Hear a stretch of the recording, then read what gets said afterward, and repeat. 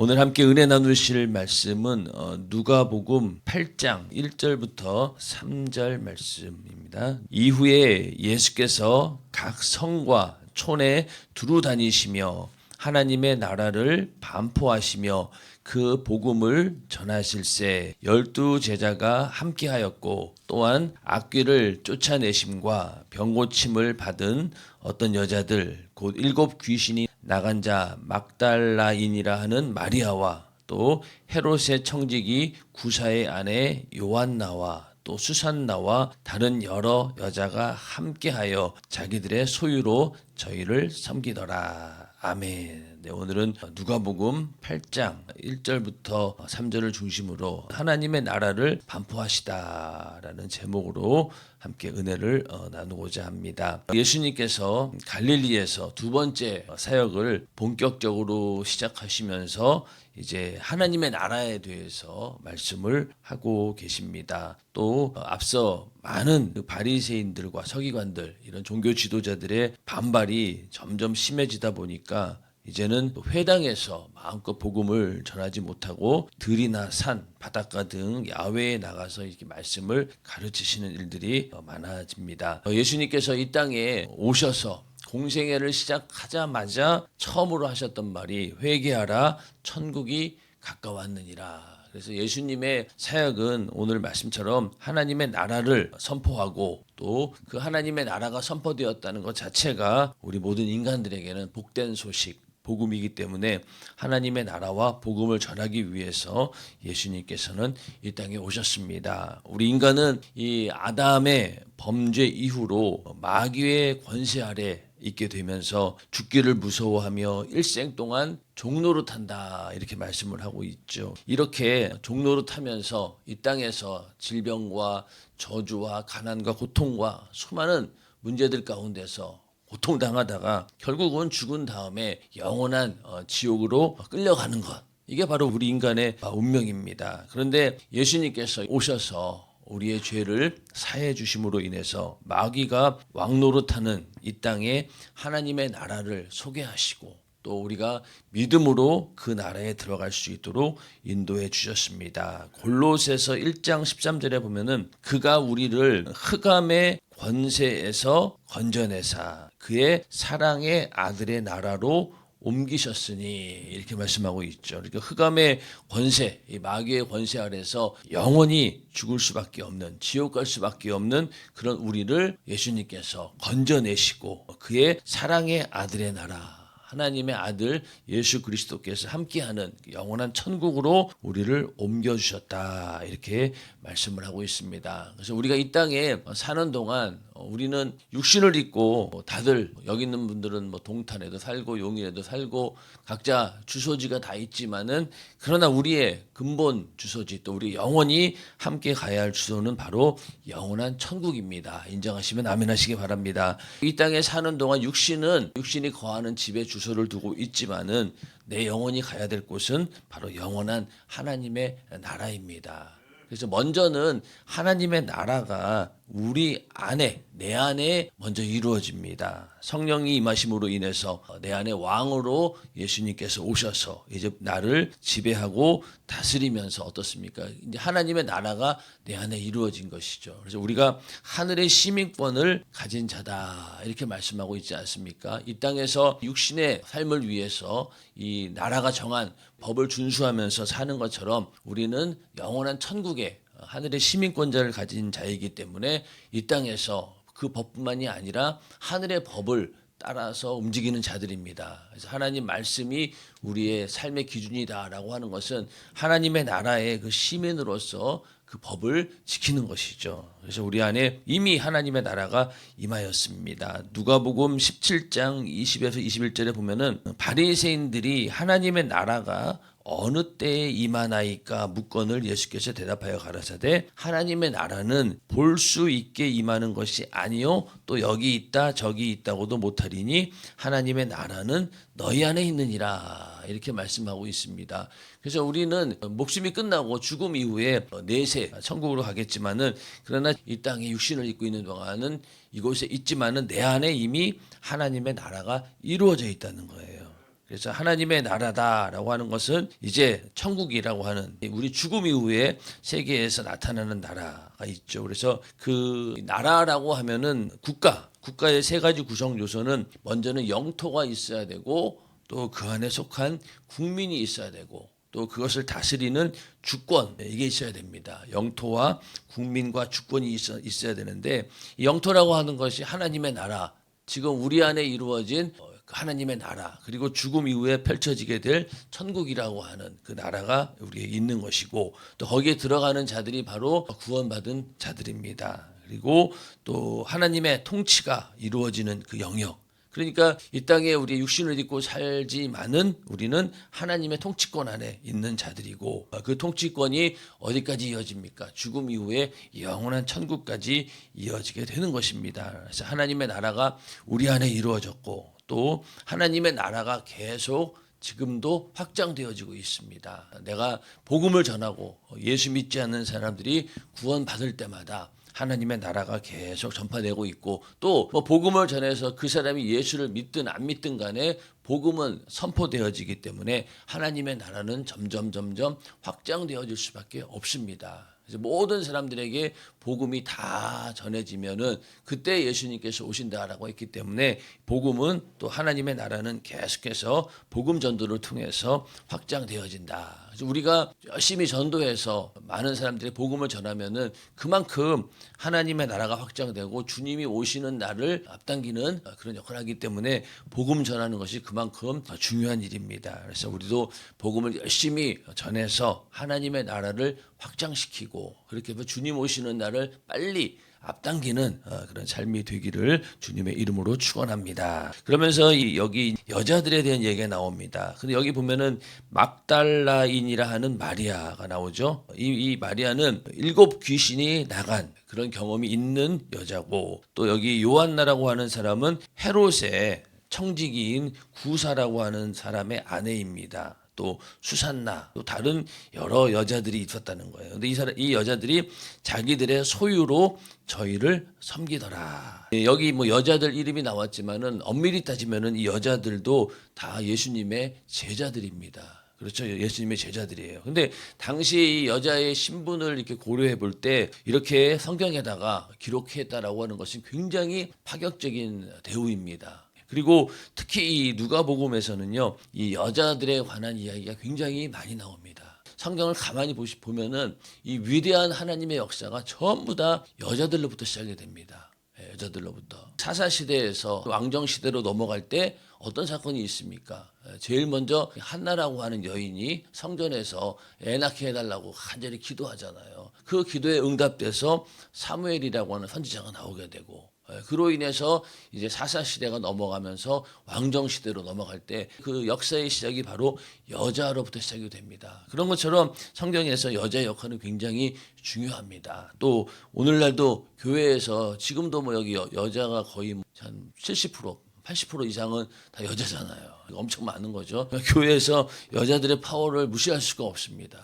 왜냐하면 이게 하나님께서 그렇게 역사하셨고 이미 예수님 당시 때부터 이게 자기의 모든 소유를 다 내놓고 예수님을 섬기는 그런 제자들이 많이 있었다는 거예요. 그래서 이 막달라 마리아 같은 경우는요, 예수님의 그 십자가에 처형을 당하는 그 현장에도 있었고 또 예수의 무덤을 확인하기 위해서 갔던 여자이기도 하고 또 예수님의 그 시신에다가 기름을 바르려고 했던 그런 여자였고 또 부활의 모습을 또 제일 먼저 목격한 그런 여자입니다. 그러니까 굉장히 중요한 순간마다 다 있었다는 거예요.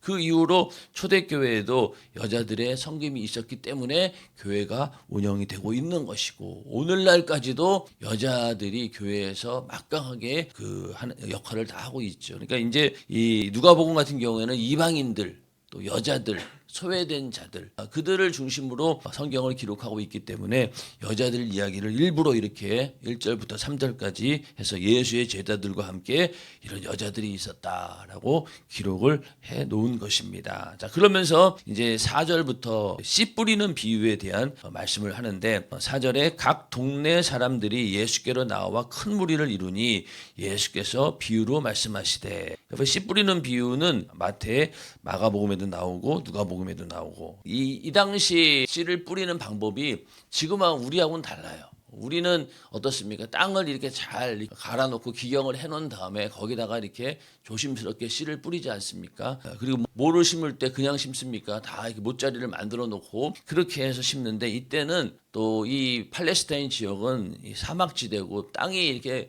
좋지 않아요. 그러다 보니까 씨를 뿌린다 한들 거둘 수 있는 확률이 적은 거예요. 그러니까 먼저는 대충 이렇게 땅을 이렇게 평평하게 만들어 놓은 다음에 거기다가 이제 씨를 들고 다니면서 막 뿌립니다.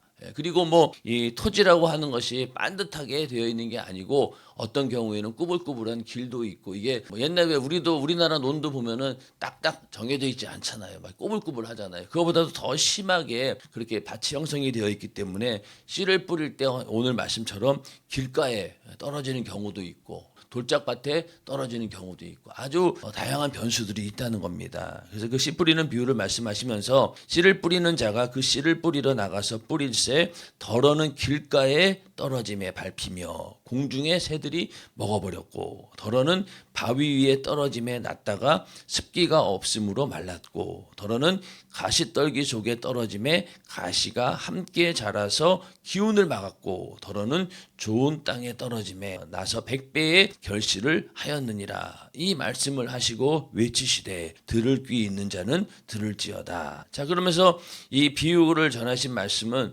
하나님 말씀을 듣는 자가 어떤 자세를 취해야 될 것인가. 자, 하나님의 나라 복음을 예수님께서 선포하시고 말씀을 선포하시는데 그 말씀을 받아들이는 그런 사람들의 마음 자세와 또 심령이 어떻게 될 것인가에 대해서 얘기를 하고 있습니다. 이 씨 뿌리는 비유는 우리가 뭐 너무나 많이 들었기 때문에 잘 알고 있고 그 다음에 바로 이 비유에 대해서 설명을 하고 있습니다. 자, 그런데 이 비유로 말씀하신 이유는 뭘까요? 비유로 이유하신 말씀은 여기 9절에 제자들이 이 비유의 뜻을 물으니 제자들도 이게 도대체 뭔 말일까 대충은 알아들었는데 예수님께서 무엇을 말하고 싶으신가라고 하는 어떤 진의를 알고 싶었던 거죠. 그래서 물어본 거예요. 가라사대 하나님 나라의 비밀을 아는 것이 너희에게는 허락되었으나 다른 사람에게는 비유로 하나니 이는 저희로 보아도 보지 못하고 들어도 깨닫지 못하게 하려 함이니라. 이렇게 보아도 보지 못하고 들어도 깨닫지 못하게 하기 위해서 비유로 말씀하셨다는 거예요. 하나님의 나라를 복음을 모든 사람들이 다 듣고 쉽게 이해하고 받아들이려고 하면은 비유로 얘기하면 안 되는데 왜 비유로 얘기를 했느냐? 여기 보면은 이제 바리새인들과 서기관들이 계속해서 예수님이 하시는 말씀에 대해서 말꼬리를 잡고 트집 잡고 흠을 내다 보니까 이 복음을 전파하는 일에 굉장히 방해가 됩니다. 그래서 예수님께서 일부러 이 그러한 반발이나 또 말꼬리를 잡지 못하도록 비유로 말씀하신 거예요. 그러니까 이 서기관들이나 바리새인들이 딱 들으면은 뭔 말인지는 알겠는데 이 뭔가 이 흠을 잡고 싶어도 잡을 수가 없는 거예요. 꼬투리를 못 잡는 거예요. 그렇기 때문에 일부러 비유로 말씀하시고 또 하나님의 어떤 비밀을 공개하기 위해서 일부러 비유로 말씀을 하십니다.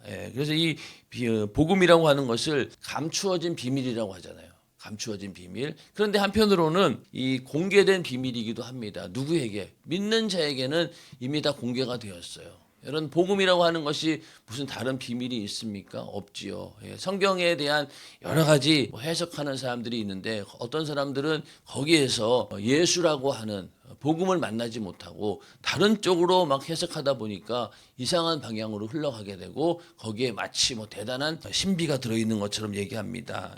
그러다 보니 이걸 잘못 해석하면 큰일 나죠. 신천지 같은 경우가 성경을 잘못 해석하는 자들입니다. 결국은 자기들이 세운 교주가 바로 메시아고 그거를 설명하기 위해서 성경을 다 이렇게 끼워 맞춥니다. 성경을 다 끼워 맞춰요. 그래서 신천지의 교리는 이런 거죠. 왜 우리가 어렸을 때 원숭이 궁뎅이는 빨가면 사과는 맛있으면 바나나는 긴 것은 기차는 빠르면 비행기는 높아. 그렇게 되나요? 하여튼 그러니까 원숭이 궁뎅이가 어디까지 간 거예요? 비행기까지 간 거잖아요. 그렇죠. 그렇게 신천지는 그런 식으로 다 갖다 붙입니다. 사실은 뭐 빨간 게 원숭이 궁뎅이가 빨갛고 빨간 게 사과만 있는 건 아니잖아요. 딸기도 빨갛고 다른 자두도 빨갛고 빨간 것 많은데, 그리고 사과는 맛있는데 맛있으면 바나나입니까? 더 좋은 것도 있는데, 그런데 당장 보면 그게 다 그럴듯하게 보이는 거예요. 그래서 우리가 이 비유에 대해서 너무 지나친 해석은 사실 금물입니다. 그 비유를 너무나 어렵게 설명하면 그게 문제가 되는 거예요. 자, 예수님께서도 이 씨 뿌리는 비유를 설명하실 때 이 씨 뿌리는 이 일에 대해서 이 당시 사람들, 예수님께서 이 말씀을 전할 때 듣는 사람들이 너무나 잘 알고 있는, 생활에서 쉽게 볼 수 있는 일이잖아요. 다 경험한 일들이고, 그런 것을 가지고 비유를 삼으시지 아무 뜬금없이 그 사람들이 전혀 모르는 예를 들어서 비유를 전하신 적은 없습니다. 그래서 연자 맷돌 얘기할 때 보면은 바로 옆에 예수님께서 말씀하실 때 연자 맷돌이 눈에 보였던 거예요. 그래서 이스라엘 성지순례 갔더니만은 연자 맷돌을 보여주더라고요. 이게 바로 예수님께서 비유로 설명하신 연자 맷돌이다. 그러니까 우리는 맷돌 그러면, 우리나라 사람들은 맷돌 그러면 조그만 걸로 알잖아요. 그러면 야, 그거 내가 바닷속에 들어가서 힘 좋은 사람들은 끌고 올라올 수도 있겠다라고 하겠지만은, 이스라엘에 있는 이 연자 맷돌은 그게 아니더라고요. 사람이 이렇게 돌면서 막 이렇게 가는 거라서 엄청 크고, 그게 바다에 떨어졌다라고 하면은 끄집어낼 수가 없는 거예요. 사람의 힘으로는. 그런 것처럼 예수님의 비유는 항상 바로 생활 속에 있는 모든 사람들이 이해할 수 있는 내용을 가지고 비유를 드셨기 때문에 거기에 대해서 신비주의적인 그런 해석을 해서는 안 됩니다. 그래서 영적인 해석이라고 그래서 초대교회 당시 그 이후로도 많은 믿는 사람들이 이 말씀을 막 영적인 깊이로 해석한다 그래가지고 그게 너무 지나치다 보니까 원래 의도와 달라지고, 결국은 그런 것들로 인해서 많은 이단들이나 적그리스도들이 나타나게 됩니다. 다들 그렇게 해서 자기가 메시아다, 내가 예수다, 이렇게 다 갖다 붙이잖아요. 그리고 여러분들도 누구든지 조금만 연구하면은요 다 갖다 붙일 수 있어요. 자기가 태어난 고향 다 갖다 붙입니다. 그래서 비유를 이해하기 위해서는요, 먼저는 이 동기나 목적을 잘 이해하셔야 됩니다. 예수님께서 왜 이런 말을 지금 하고 있을까? 하나님의 나라와 복음이 계속 확장되어지는 것, 그것을 말하고 있지 않습니까? 그래서 씨 뿌리는 비유를 말한 것이고, 그리고 당시의 어떤 상황, 그 당시 풍습이라든가 문화라든가 이런 것들을 우리가 이해를 해야 되고, 또 앞뒤 맥락을 또 잘 알아야 됩니다. 그러니까 성경을 볼 때, 이렇게 하나님 말씀을 볼 때 동기나 목적, 또 당시 상황, 전후 맥락 굉장히 중요하죠. 안 그러고 그것만 딱 떼어놓고 보면은요 이해가 잘 안 돼요. 그러나 전체적인 앞뒤, 전후 맥락을 쭉 보면서 읽어야 된다는 거예요. 안 그러면은 오류를 범할 수 있습니다. 그래서 비유를 이렇게 말씀하신 이유는 여기에 있고, 그래서 여기 씨라고 하는 것이 바로 마태복음에서는 천국 복음이다, 또 마가복음에서는 말씀이다, 이렇게 얘기하고 있는데, 이 하나님 말씀이 바로 씨와 같다는 거예요. 베드로전서 1장 23절에 너희가 거듭난 것이 썩어질 씨로 된 것이 아니요 썩지 아니할 씨로 된 것이니 하나님의 살아있고 항상 있는 말씀으로 되었느니라. 그러니까 씨는 하나님 말씀을 말합니다. 하나님 말씀을 말합니다. 자, 그래서 우리가 밭에다가 씨를 뿌릴 때 제일로 중요한 건 뭡니까? 어떤 면에서는요, 종자가 좋아야 돼요. 씨를 뿌리는 종자가 좋아야지 좋은 열매를 맺습니다. 아무리 많이 뿌려서 거둔다 하더라도 종자가 좋지 않으면은요 그 품질이 별로 안 좋잖아요. 그런데 여기서 이 씨 뿌리는 비유에서 씨가 어떤 종류인지는 설명하지 않죠. 왜? 씨는 바로 하나님 말씀이니까. 하나님 말씀은 변하지 않습니다. 그러니까 하나님 말씀은 누구에게 뿌려졌을 때 그 말씀을 받아들이는 사람의 마음 상태와 심령이 어떠한가가 중요하다는 거예요. 하나님 말씀은 변하지 않아요.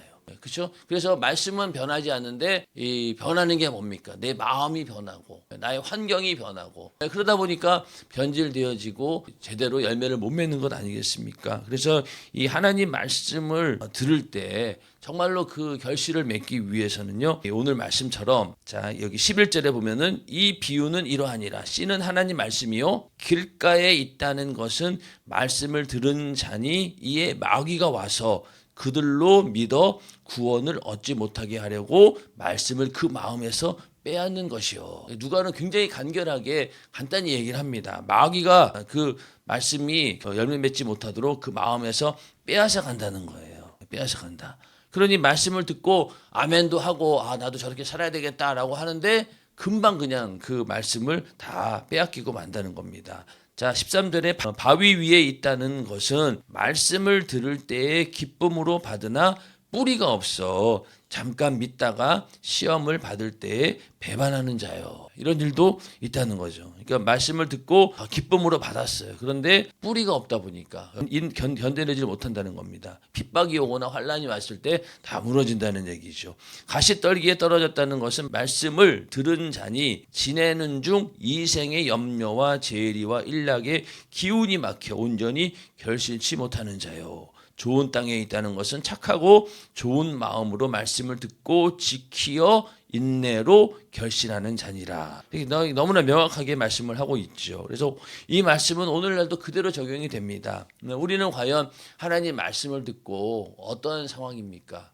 어떤 상황입니까? 대부분 신앙생활 열심히 하고 말씀대로 살아야지 하면서도 이렇게 좋은 열매를 맺지 못하는 경우는 14절에 있는 말씀처럼 이생의 염려와 재리와 일락 여기에 기운이 막혀서 온전히 결실치 못하는 경우가 대부분입니다. 처음부터 말씀 듣고 말씀을 못 받아들이는 물론 그런 사람들도 있지요.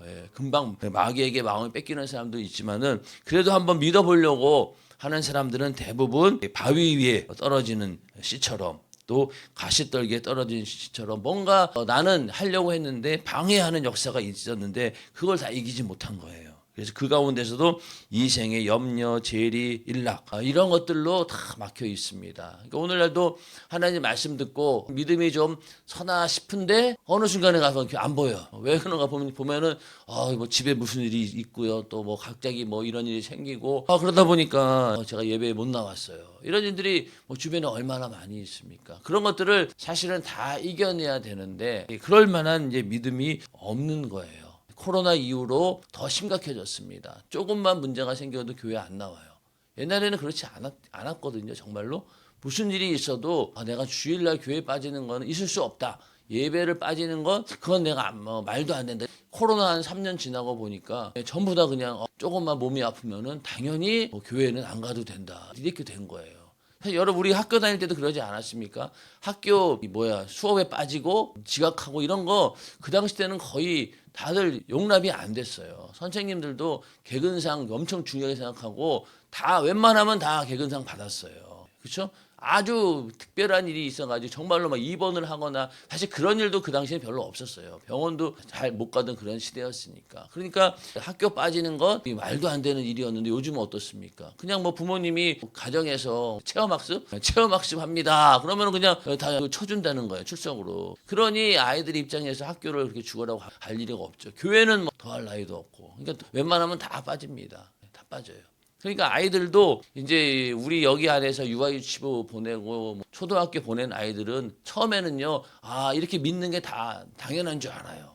그런데 이제 딱 나가서 다른 친구들을 보니까 친구들 가운데 불신자의 친구들은 그냥 쟤네들은 예수 안 믿는 아이들이니까 비교 대상이 안 되는데 문제는 뭐냐면은 꼭 예수 믿는 친구들이에요. 교회 다닌다는 친구들. 근데 교회 다니는 친구들을 가만히 보니까 나랑 삶이 다른 거예요. 걔네들은 주일날 생일 파티 있으면은 그냥 가고 에버랜드 가고 싶다 그러면은 그냥 예배다 팽개치고 그냥 갑니다. 그러니까 걔네들 혼돈이 오는 거예요.